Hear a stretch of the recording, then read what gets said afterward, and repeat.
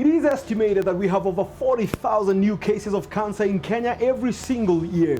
Unfortunately, bulk of these don't even get to make it. But the big question today is cancer a death sentence? Is it possible that we could make this situation any more manageable for all of these wonderful friends and family that get affected with cancer? On the Goldmine show today, we hang out with Shaira, the founding trustee of Faraja Cancer Center right at HCG CCK in Parklands, and we go to the details of matters cancer, what the cancer center is all about, what inspired it, and what services do they offer, how they make it more manageable for a lot of the cancer patients, and not just the patients alone but also the caregivers. On the Goldmine show tonight, we dig into the details of it, and we dedicate this show on this October month, which is a Cancer Awareness Month, to all of the cancer patients and their caregivers, so that then we just want to remind you that then it is not a death sentence, and we've got amazing souls out here who have determined to do all they can to make the journey more bearable and even more practical on your journey to healing. Want to welcome you to follow us on the Goldmine Show on Facebook, on Instagram, as well as on YouTube, and let's continue building a great community of the Goldmine family that brings out the greatness inside of every single one of us. So come on down and let's have this show today, and let's dig into the details.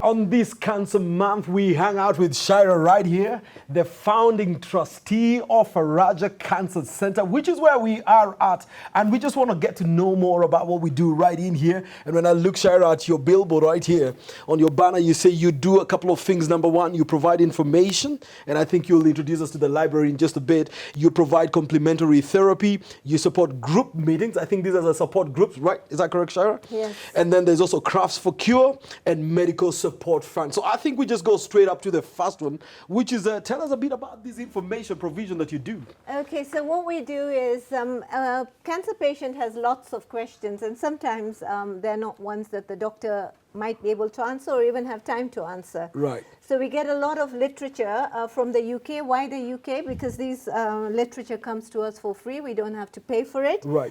And they have so many different books which answer almost any question. So this, for example, is a parent's guide to children's cancer. Right. If your child has cancer, you want to know how to communicate with them, the issues they'll go through. Correct. So there are several others that And I'm sure we've got many parents who are dealing with children with cancer right now. Yes. Not even knowing what to do. Exactly. Right. Mm-hmm. And then, you know, things like cancer and your sex life. How is Right. it going to affect, and a lady who's got cervical cancer, for example, or breast cancer. Right.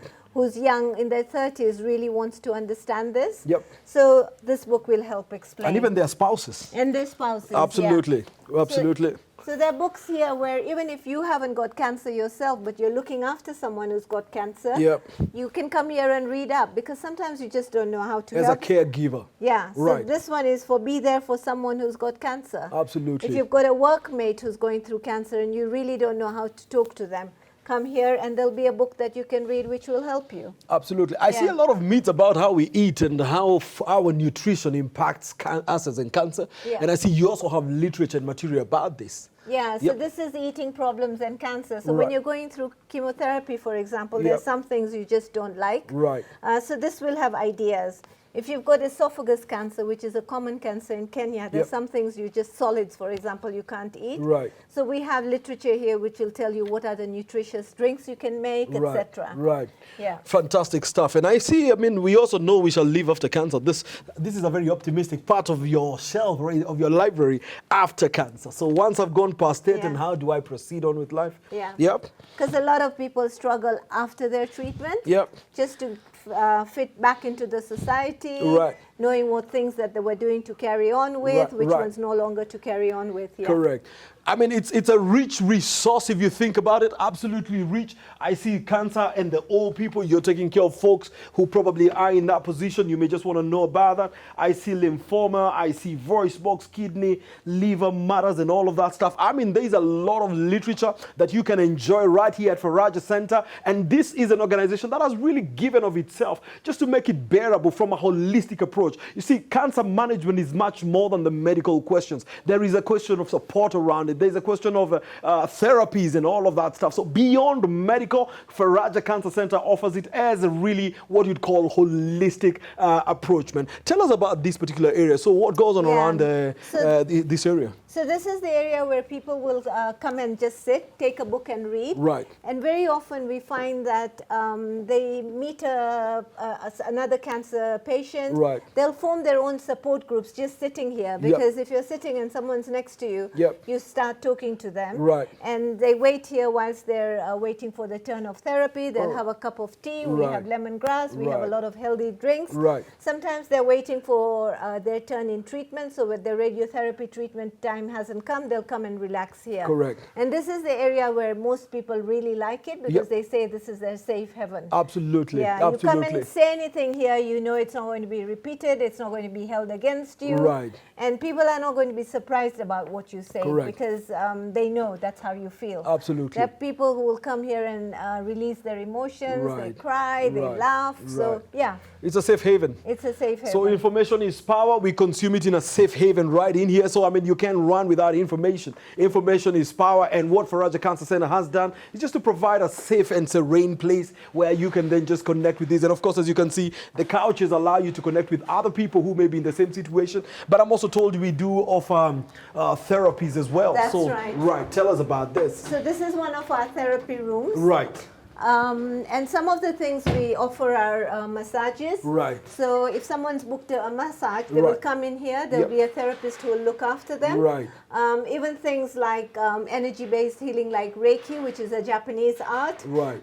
Which is all about touch. Right. So during COVID, we've had to relax on some of these, but we're now getting back into it. Right. A lot of our therapies have been online. Right.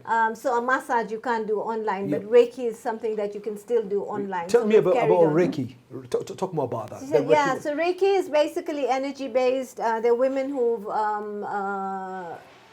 trained in that, and they touch, and through touch and passing of energy, it helps you to heal. It helps you to relax. Okay. Okay. So you provide that as well. Yeah. So we have therapists who have trained in that, and they come here once a week. Right. And they will provide that. All right. And people find that of great benefit. I can imagine. I can imagine. And I'm told once they are done with the therapy, they are stronger. They can now be good members of social groups and connect with things like Zumba and physical exercises. That's right. So this is a space that we have. Yep.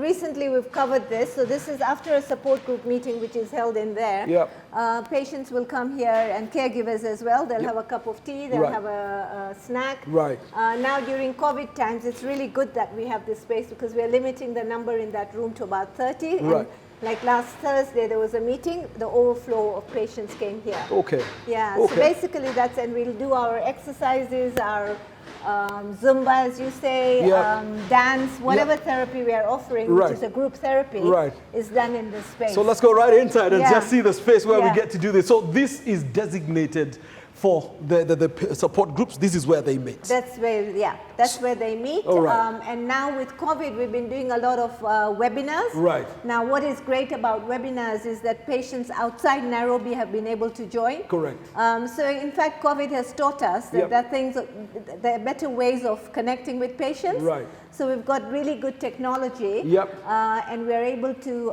go. Maybe we can just take a look at it. Yeah. Yep. And the other advantage, obviously, of online webinars is that we can get speakers from any part of the world. Right. So we've had excellent speakers from the UK, from the USA, and have patients from Tanzania joining us, from South Africa joining us. Right. So in fact, our reach has become much bigger. So COVID has come. Technology has opened the world. Yeah. I see some interesting murals on your walls. Do you want to just say something about this? Yeah. So this was a dance class. So there's a photographer who did in So this is one of those Zumba sessions. Yeah, this is one of those dance sessions. Right. And then there's something. And those are cancer patients enjoying their moments. Exactly. Yeah.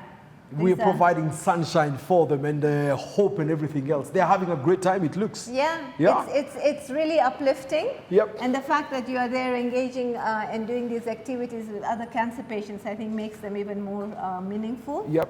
Yeah. I see another one here, a lady hugging the baby. This is a lady who had, she's a brain tumor, and this is her with her little baby. Yep. We supported her medical treatment, and just wish her well. Absolutely. And then even things like scars, people just want people to know that because body image is very important. Right. That you can have a scar and still look really beautiful. Absolutely. Yeah. Absolutely. So it's just trying to pass on those messages. Well, sometimes they're called scars of victory. This is what we overcame. Yeah. And today we are overcomers where we've risen past it. That's right. Right? Yeah. I think this is a lady who had, in fact, esophagus cancer, and people wrote her off, in fact, and she's recovered really well and is doing really well. She's a model. Right. Yeah. Oh, she's a model. Yeah. Wow. Now she's a model. Wow. Yeah. From being written off to becoming a model. Yeah, exactly. Yeah. Amazing stuff. Amazing stuff. And so guys then gather here, have their session. So if there's a therapist coming in or maybe a doctor coming to talk to them, this is where they come and have their conversation. That's right. Beautiful facility. Yeah. Absolutely beautiful facility. Supported by very generous sponsors. Right. So our technology is supported by sponsors, so is this room, so is the roofing outside. Right. So we have a lot of goodwill. So when there are presentations, I see we have screens in there, and the guys can just check whatever it is that they need to check out. That's right. Fantastic, man. Fantastic, fantastic. I mean, you're doing such an amazing job, and we just did this tour just to let you know, man. No matter where it is, cancer is not invasive. We can overcome it, and there is support available for you just to get past 8, man. We've just seen some of them just having a good time, enjoying dancing, and just getting into the mental space that says to them, we can overcome this, man. And I just want to say to you, man, in case you're in that position, don't isolate yourself, don't exclude yourself. Sometimes we say what is most personal has also turned out to be what is most common, and a lot more people might just be going through what you're going through, and therefore we invite you to enjoy services like are being offered right here at Faraja Cancer Center, and so that then you also can connect with others, and together with others you make that journey that says from the max you can be an overcomer, man. That's exactly why we do this, and we want to say thank you so much for just getting it done, man. On this beautiful Cancer Month, no doubt I think cancer has been a major challenge for a lot of people. And while a lot of us probably don't know what to do, you've stuck out there all the way tall and standing tall just to say it is not a death sentence. And we certainly want to go in there. But let's start by just understanding, who is Shaira?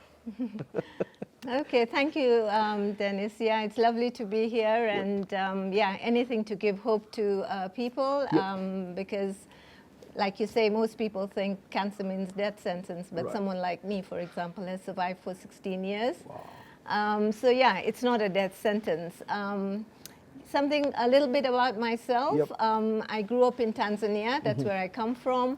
Moved to Kenya when I got married. My husband's Kenyan. Right. And continued with a career with, in those days, Coopers & Lybrand, and then PwC. Right. Started as an auditor, and then moved into tax. So the last few years at PwC were heading our tax department in Kenya, and then I had a regional role which included Sub-Saharan Africa. So I really enjoyed what I was doing for 31 years, but then decided at some point that it was maybe a good idea to take early retirement. So I left at the age of 52. Our normal retirement age is 60. Right. Probably in some way I did that because I saw that there was a real need for support in terms of cancer. Having been diagnosed, had some of my treatment in Kenya, some in the UK, realized that there was a real gap. 16 years ago, 17 years ago, if you had cancer, there was nowhere you could go and talk to somebody else who had a similar experience. And We know that, you know, with any of these things, support is very important. And yeah, so that's why I kind of thought about Faraja when I retired in 2018, no, 2008. And this new center was coming up. They were giving us space for free. So it seemed to be just the right thing to do at the time. Yeah, so that's where it started, and yeah, that's where we are now. Correct. And we'll come back to the question of being a survivor, but of course we must give it to you, man. Your professional life was solid. I mean, becoming a partner all the way, leading regional roles in tax and all of that stuff. I mean, well done. Yeah, I mean, thank you. You had an amazing career. But you talked about being a survivor yourself, and I think I just want us to go to that detail a bit. Tell us a bit about your own cancer experience. Okay, so I was diagnosed 17 years ago. Started with, I'd had fibrocystic breasts, which many women have. And a few years before that, I'd had a cyst, had it removed, and when the results came in, it was benign, which means it wasn't cancerous. So all was good then. So a few years later, when I had felt like I had another cyst, I went to the doctor, he examined me, they removed the cyst, and I thought, you know, wasn't worried at all, thinking, well, I've had the cyst removed before and it was benign. So I was quite shocked when the results came in and it was said to be cancerous. I guess I was lucky. My husband's a doctor, so, you know, we knew what to do, where to go. In those days, there wasn't a lot available in Kenya in terms of even the medical treatment. So we decided that we'd go to the UK. I had my surgery in the UK. Came back 3 weeks later, then I had my chemotherapy here. So cancer is treated in several ways. You know, you do surgery, you do chemotherapy, radiotherapy, and hormonal treatment. So it's not always all four. For me, it was the surgery, then the chemotherapy. I was borderline for radiotherapy, so I chose not to do it. Partly because in those days you couldn't do radiotherapy here. It would have meant going back to the UK. And then I was on hormonal treatment for 10 years. Yeah, so my journey was, when I see what journey other people have now, I feel was smooth sailing. Didn't have to worry about where the money came from, had all the support I needed. All those things that very many people don't have these days. Yeah, so it was very, and when I went to the UK, I met a friend from Kenya who just finished her treatment. And when I saw her, I thought, well, if 9 months later I can look like that, it's okay. There's a lot of hope. Yeah. And in fact, that friend of mine is now one of our nutritionists here. Giving back as well. Giving back as well. Fantastic. So I can only imagine it was not too advanced at the time. Yeah, so I was stage 2, lucky, because I think 80% of the breast cancer in Kenya is diagnosed when it's actually stage 3 or 4. 3 is still usually treatable. But when you're in stage 4, they're not really talking of a cure, but they're talking of maintaining it and just making you comfortable. And so I was lucky. Right, and you know, as you say, not everybody is as lucky as you were to have then gotten the news broken in an environment where you know what to do. You've got the support you need. There's some direction. For a lot of people, when they get to hear of that news, it's a dark day. One, it's you don't have the resources. 2, you don't even know what you need to do. 3, it almost feels like it's a death sentence. And I mean, it's just a difficult spot to be. It is. It's very, very difficult. So if you, for example, if you're living in Turkana and you're told you've got cancer, you might have 6 or 7 children. You now have to leave them to come to Nairobi for treatment. You might not have money for treatment. You might not have anywhere to stay in Nairobi. So, you know, it's And I didn't realize how bad it was actually until we started Faraja. Because I was, after I had had my treatment, I was still with PwC for 2-3 years. And it was only when we started that we realized how bad the situation was in Kenya. And did you manage to continue working after you were diagnosed, and as you're going through the treatment, did you still manage to continue working? Yeah, I did. In fact, I think work was a great distraction. And when you're going through treatment, you actually need distractions. Otherwise, you know, it's easy to get depressed. And yeah, so if I had my chemotherapy, I had 6 chemotherapies, and if I had a chemotherapy, which is every 3 weeks, I'd have it on a Friday, usually needed 2 or 3 days to just feel well enough. And then on a Monday or Tuesday, I was able to go back to work, sometimes maybe not for a full day. Yep. Yeah, and I tell people who, because chemotherapy is perhaps the most difficult part of the treatment. And I tell people, you know, if it's 3 bad days and you have 6 cycles to do, it's really 18 bad days. Right. So if you break it down like that, it just becomes a lot more easier to deal with it. Right, yeah. Right. Just looking back with respect to how your employer then handled you back then, and I know there are many employers who get to watch this. What are the 2 things you want to just say to them for someone who is going through that kind of a situation? Yeah, I think just to be as supportive as possible. Mine were, you know, because it's something that people can recover from. Yep. And if somebody needs time off, give it to them, yep. Because I think all those things are very important at the time when you're going through treatment. Yeah. Right. And so for 10 years, you said you were under treatment? Just the hormonal treatment is just taking 1 tablet a day. Okay. So I was on treatment for chemotherapy for about 6 months. Right. So I had surgery, chemotherapy, and then in 6 months, yep. I was ready to recover. Okay. And then I think in another 3 months or so, by the time your hair is grown, because my hair had fallen out, and you know, when your hair is grown and you're back to, yeah. So you actually lost your hair? Yeah, I lost my hair, yeah. How did you handle that in the social space? You know, it was fine, because when you go through something which is life-threatening, yep. you know, something like hair is fine to lose. Yeah, life is more precious. Yeah, yep. Life is more precious. And then I guess because I was at work, I felt I didn't want to draw attention. Yep. So then I got a wig, which was, I guess, similar to what I used to have. Right. Just so that I wouldn't get all these questions or looks, you know, which people tend to, like, even now, if I meet someone, they'll kind of look at you and think, you're still around, kind of thing. So yeah, it's that kind of thing that you want to avoid too much attraction. Right.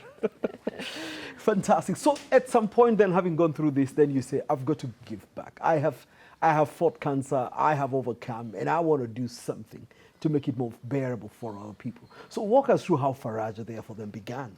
Okay, so the center was coming up. I visited. And by the way, thank you for hosting us in Faraja. Oh, you're most to our welcome. viewers, man, they might just as well know we are hosting this show right at Faraja Care Center. So please tell us, how did this all begin? Yeah, so Faraja means comfort. Yes. And we're really pleased that so many of our patients and caregivers, because we really reach out to caregivers as well, who come here, they say this is a safe place for them. Yep. So that's exactly what we had in mind when we started. Yep.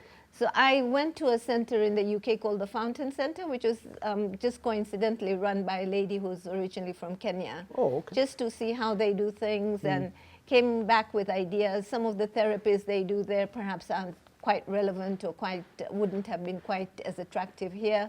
So we kind of figured out what we thought we wanted to do, and essentially what we wanted to do was to provide information. So you've seen we've got a good library where people can come and quietly read if they want. If they don't want to talk to somebody, they can still come here and access resources.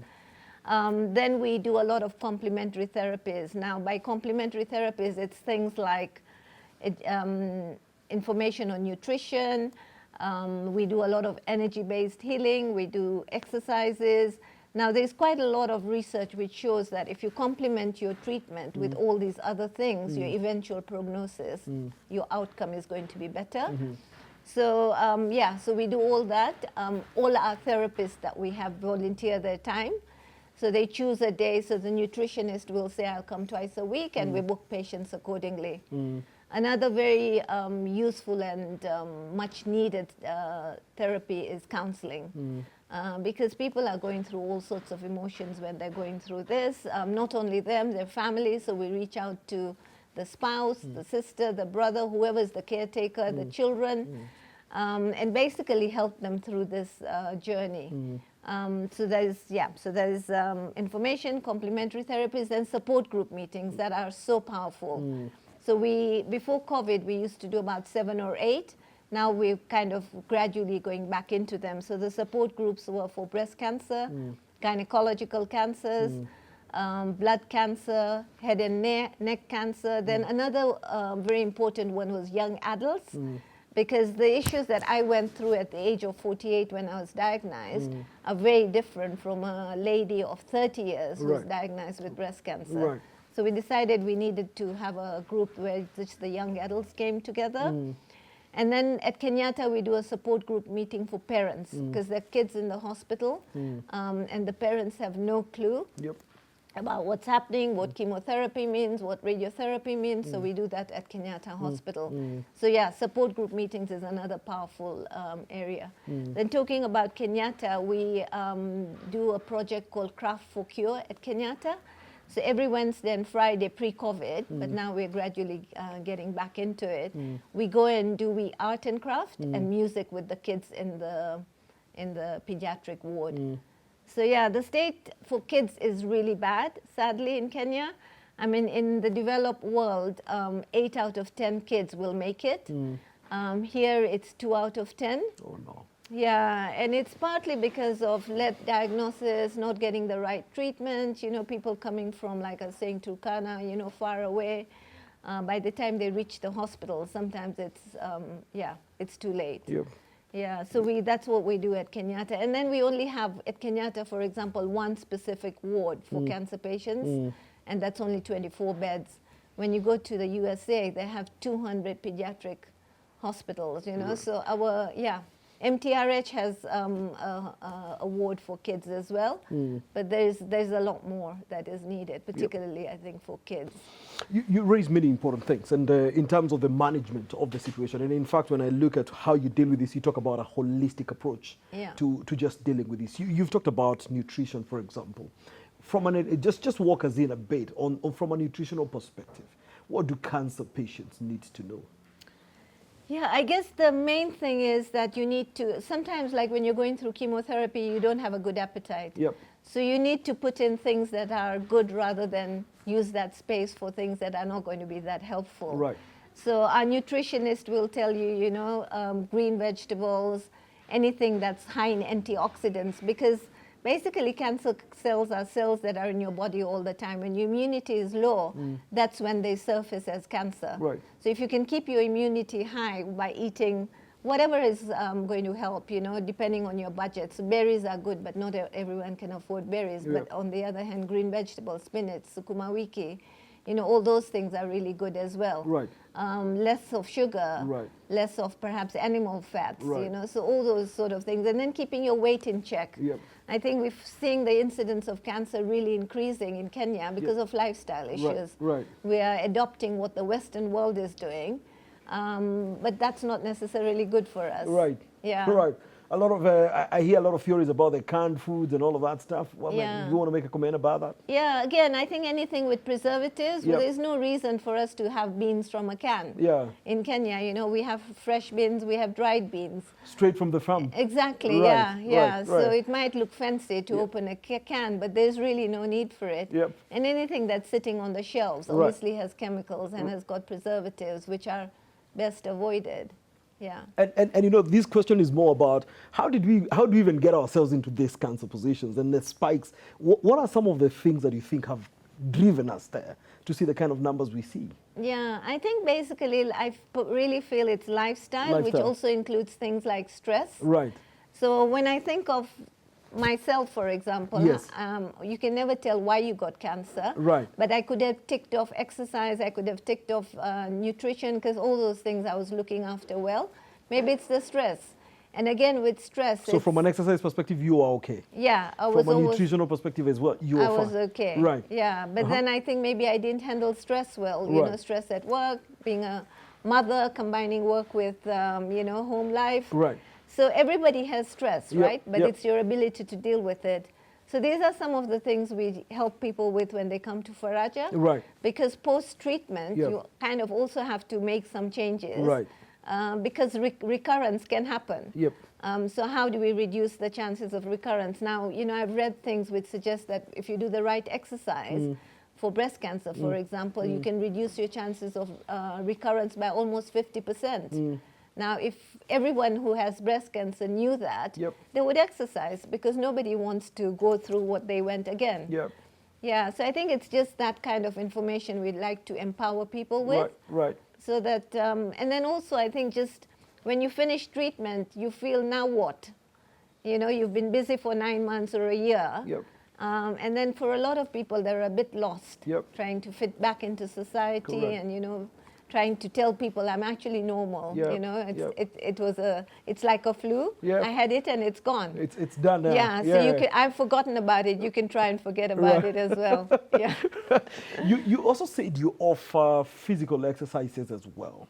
Yeah. So is it that guys come here and they have a Zumba session or what do you mean by this? So pre-COVID we did Zumba here, but we do. You actually did Zumba? Yeah, we did Zumba here. Right.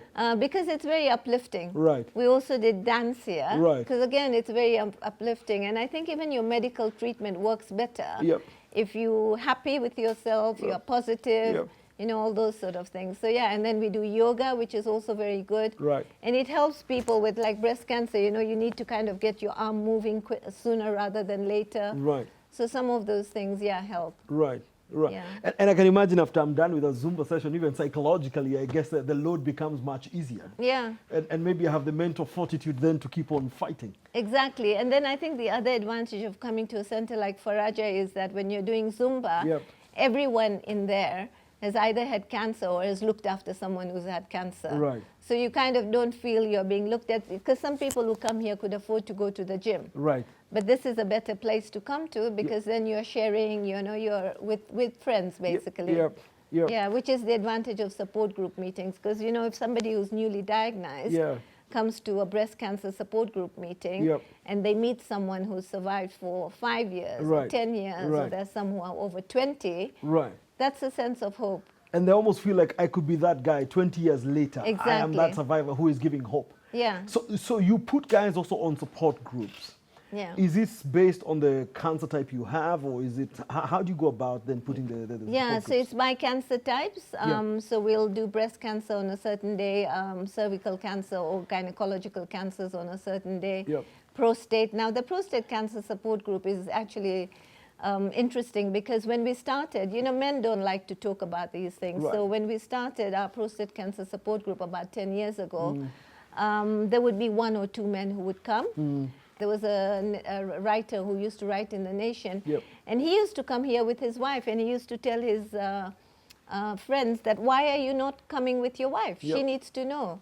Whereas some of the men would not have told their wife that they've got cancer and they're coming for treatment. They just keep it like a secret within them. Exactly. And it's eating them inside. Right. Right.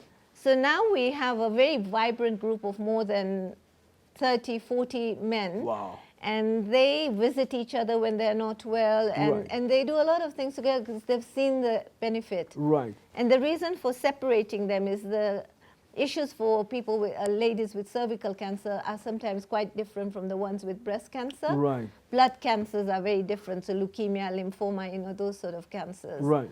Yeah, and obviously prostate is different from, so this is why we do. So once a month, they come together. We will arrange for someone to come and talk to them. So, for example, breast cancer, it could be exercise. Prostate cancer, it could be a urologist, you know, because they have issues that are sort of those sort of things. And then they will chat together, have a cup of tea, and then go home. So, the support group meetings are very powerful. So, a typical support group, for example, for, let's say, prostate, it's going to be someone coming to talk to them, maybe running some tests and all of that stuff, them having a cup of tea. What would that be like? It's sometimes, it's so surprising that you'll hear so much laughter from that room for a group that previously were refusing to talk about it. And our patient support manager is someone called Filippo Dio, and he's really good with the men. So they kind of really worship him, and if he's around, you know, he makes sure everyone feels comfortable. So it's a really good group. It becomes light for all of them. Exactly, and they say this is like a second home for them, which is great for us to hear. Because that's exactly what we want it to be. I can almost imagine they all look forward to having their session together and just connecting and bonding, walking through this. From statistics, it would appear breast cancer is pretty prevalent. It looks like one of the leading cancers, if I would call it that way. And I just wonder, now that it's something that can be checked in good time and EDC, how do we then begin to manage and cope with this?